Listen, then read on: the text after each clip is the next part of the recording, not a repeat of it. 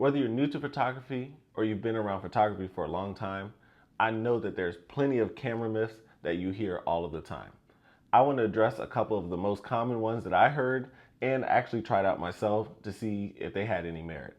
The first one is that you need more gear or you need the best gear to make the best photos. One of the most important things I've learned in my photography journey is that it's not the camera that makes the photographer, it's the photographer that can turn any camera, whether it be an iPhone, a film camera, or a $5,000 camera, into a canvas and a work of art.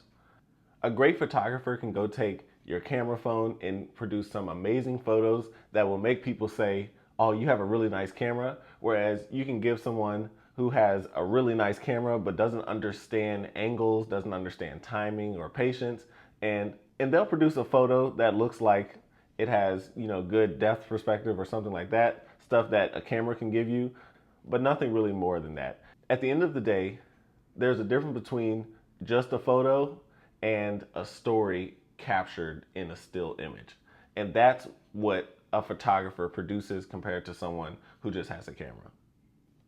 In your camera journey, it is easy to get caught up in the newest lens or the fastest lens, the best lens, the newest camera, the camera with the most megapixels, the biggest sensor, all of these different things, which camera has a better grip. I've learned that photography is something that transcends language and culture. We look at photos from Uzbekistan in the same way we look at photos from South Africa, in the same way we look at photos in America. And captions do help give a little bit of context, but the thing we really look at is the photo. It doesn't matter how old the photographer was, it doesn't matter what they were thinking at the time. What matters is what they were able to capture and the perspective of which they captured it from. If you are able to understand this concept, you will realize that whether you have a Sony A6100 or you have a Sony A1, which is about a $3 or $4, maybe even $5,000 difference in price, what really matters is the person behind the lens that's taking the photo and how you build your eye, your technique, your understanding of not only the technical part of photography, but the art and who you are and your ability to convey that through a still image. The next myth I hear and I see all the time is the idea that you need the fastest lens. Now, it is helpful to have that 1.4 aperture lens or the 1.8 aperture lens. And my last video addresses what the aperture means in a camera and how it changes the composition of your image, particularly with the camera catches in focus or out of focus. One of the mistakes I made early on in my photography journey is that I would shoot everything at the fastest aperture my lens had. So if I had an f2.8 lens, all my photos would be in f2.8. It wasn't until I started shooting in studio with professional lighting that I understood the power of using a different aperture. If you're doing something like shooting a model who's on a fence, you may want the fence slightly in focus, you may want what's behind the fence slightly in focus, or you may want just the model to be in focus. As a photographer, we need to understand why we want certain things in focus and how to put those things in focus. Keeping your aperture at the lowest or the fastest point will not help you really understand or practice this methodology. For example, if you're shooting a car, you're not going to want to shoot in the same aperture setting that you're shooting a headshot with.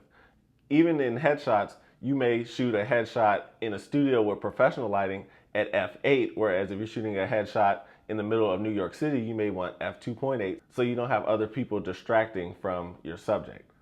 Changing the aperture you shoot at is one of the signs that a photographer is moving from just being a beginner to really understanding their camera and how to interact with the camera to create one of those images that really tells that story.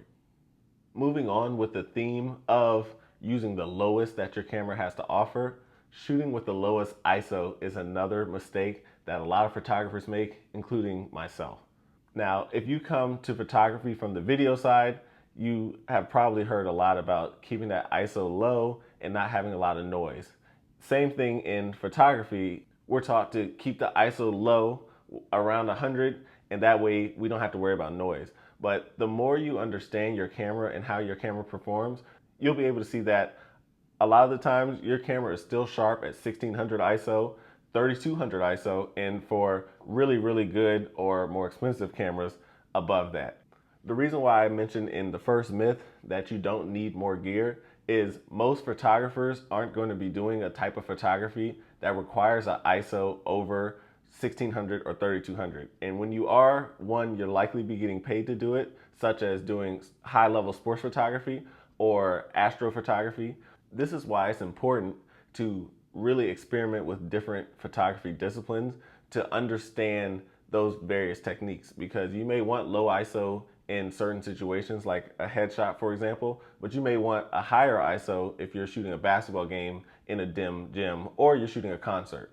If you don't try these different photography genres, you may get caught in some of these myths and not understand that, well, actually the ISO can be very helpful if you're trying to shoot the Milky Way. You may need to bring that ISO up because you already have your aperture set at a very fast point or its lowest point, and you have your shutter speed set at a slower point. So bringing that ISO up really helps bring out the stars in the Milky Way.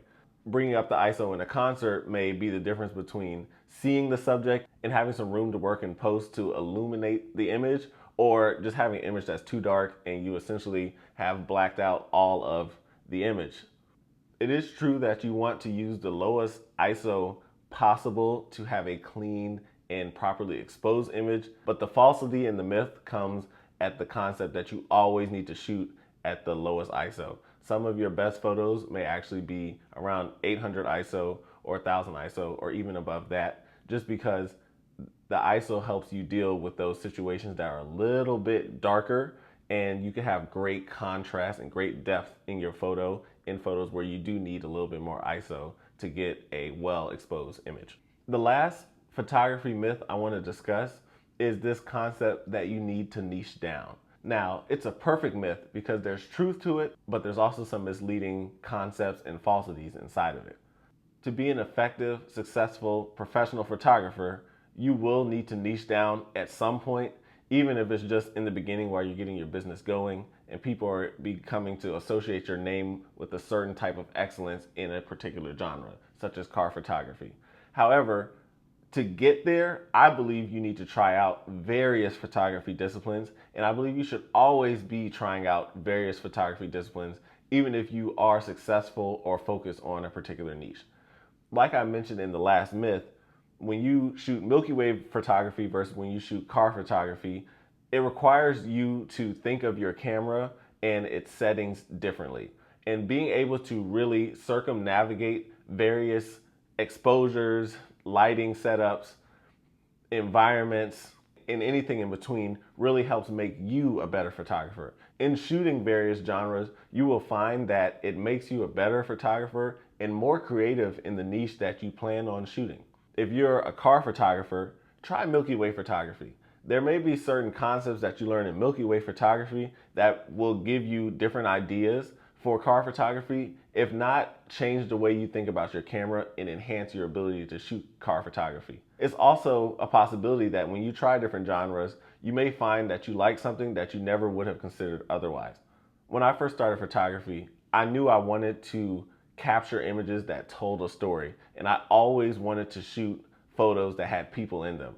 However, I was inspired watching other people's Milky Way photos, and God gifted me the ability to shoot the Northern Lights, something I had always wanted to just see in person, but I never even considered that I could take a capture or a photo of the Northern Lights in Virginia. I wouldn't have been prepared for that moment if I didn't try photographing the Milky Way a week or two before then. Editing a Milky Way photo helped me understand color and clarity and contrast a little bit better so that I could edit those headshots in a way that really pops, maybe something that I was missing before I tried a different genre.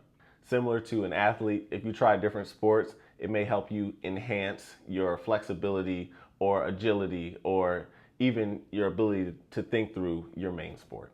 Thank you for watching, and if this video has brought any value to you, please definitely subscribe and like, and let me know any other video or ideas that you guys would like to learn about. Until next time, go knock the dust off that camera.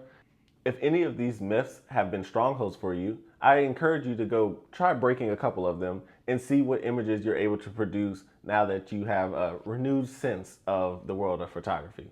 and I'll see you in the next video.